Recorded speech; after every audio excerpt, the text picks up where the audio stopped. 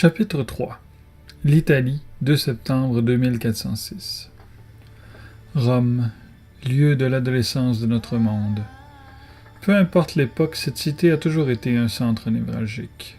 Depuis les Étrusques qui la fondèrent, en passant par les Romains qui en donnèrent le nom à leur empire, pour que par la suite la chrétienté y établisse son cœur en la cité du Vatican, jusqu'à aujourd'hui, où elle était devenue la capitale de la Confédération terrienne. Cette vaste étendue de petits bâtiments ancestraux parsemés de ruines antiques et de quelques constructions hypermodernes offrait un paysage représentatif de l'histoire de notre civilisation. C'est non loin de l'ancienne cité du Vatican, dans un bâtiment à l'architecture raffinée, construit au 22e siècle, que le Parlement de la Confédération avait ses locaux. Ces 43 étages de béton aux enluminures d'alliages diverses se mariaient efficacement à la grâce des ruines environnantes. C'étaient ces mêmes ruines, enveloppées par une bruine terne de fin d'avant-midi, que pouvait voir Eleanor Lewinskaya en entrant dans son bureau. Déposant son porte-documents sur la table, elle regardait ce temps des plus maussades et tentait pendant un instant d'oublier tous ses plans, ses conséquences potentielles et ses meilleurs compromis possibles qui trottaient constamment dans son esprit. Il s'agissait des seules secondes de pause qu'elle s'accorderait aujourd'hui. Une fois sa contemplation terminée, elle ferma les yeux et toutes ses pensées se remirent en place. Le grand amiral rajusta son uniforme violet et blanc aux épaules bourgognes et aux bordures dorées, puis s'assit à son bureau pour activer l'interphone.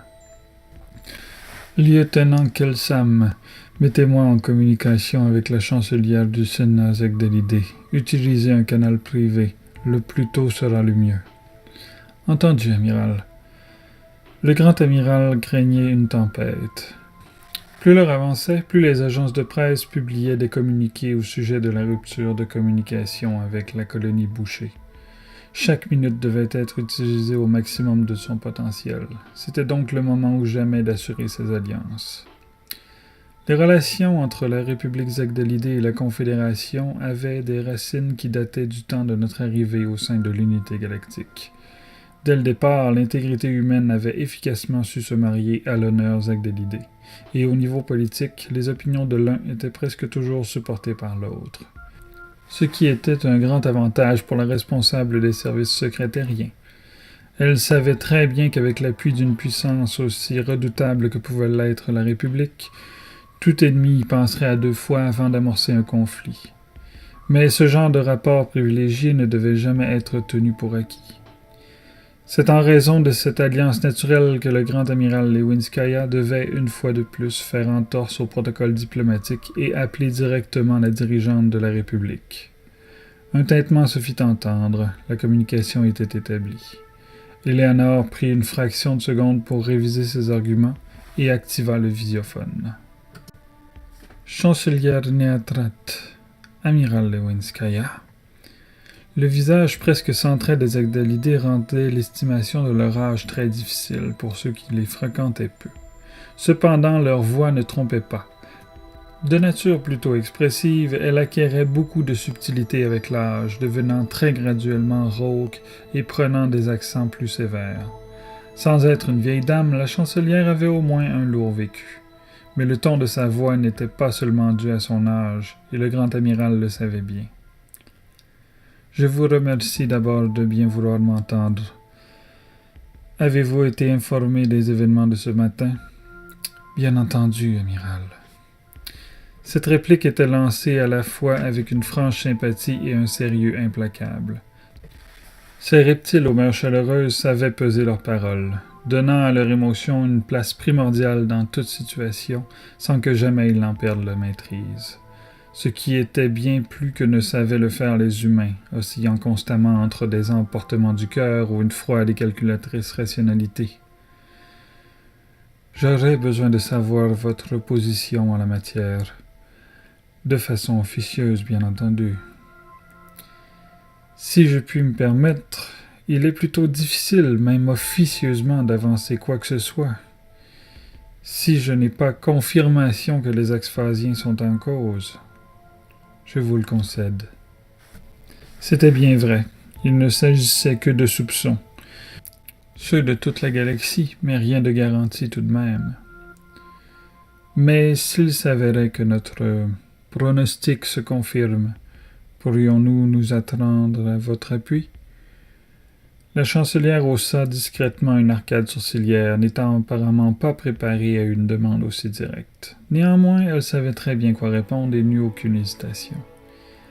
Il est certain que nous ne laisserons pas les Axphasiens entamer un génocide, mais s'ils ne franchissaient aucune autre frontière que celle qu'ils partagent avec vous, il est à redouter que l'unité galactique n'autorise aucune intervention, et je n'ai personnellement pas l'intention de contrevenir à un décret du Conseil.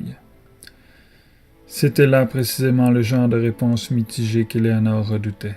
Cette attitude très prudente était un peu surprenante de la part d'une race si férue d'honneur, mais cette nouvelle chancelière était plus encline au protectionnisme que ses prédécesseurs.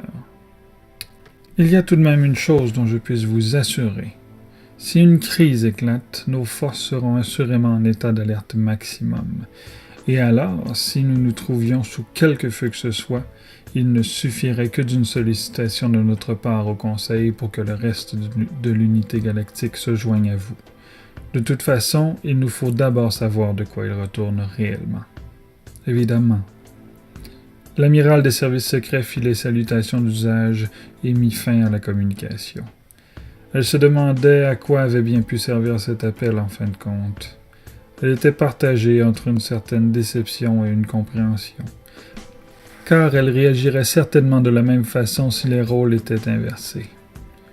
J'espérerais tant que les nouvelles rapportées par Andy ne soient pas celles que j'entends déjà. Éléonore s'adossa dans son fauteuil et jeta un nouveau coup d'œil à la fenêtre. Que pouvait-il se cacher derrière la bruine obscure de ces événements? Pour l'instant, la seule chose qu'elle pouvait voir était son propre reflet. Celui d'une militaire pragmatique de 68 ans qui en paraissait bien davantage sous le poids de ses responsabilités. Une situation qu'elle s'était depuis longtemps juré d'assumer pleinement, sans jamais fuir par des rêveries futiles.